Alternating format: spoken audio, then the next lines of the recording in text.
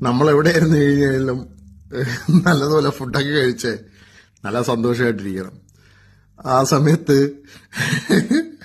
നമുക്ക് കാണാൻ പറ്റിയ നല്ല ഒരുപാട് മലയാള സിനിമകളുണ്ട്.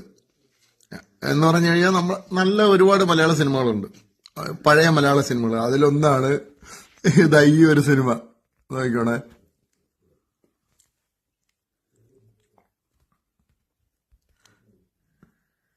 മനസ്സിലായല്ലോ ഏതാണെന്ന്.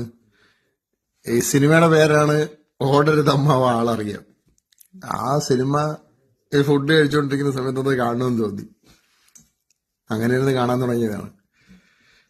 ഈ സിനിമ കണ്ടിട്ടുള്ളവരൊന്ന് കമന്റ് ചെയ്യും, എങ്ങനെയുണ്ട്, ഏതാണ്, എങ്ങനെയാണ് എന്നുള്ളതൊന്ന് കമന്റ് ചെയ്യും. എങ്ങനെയുണ്ടെന്ന് ഈ സിനിമയെ സെറ്റ്.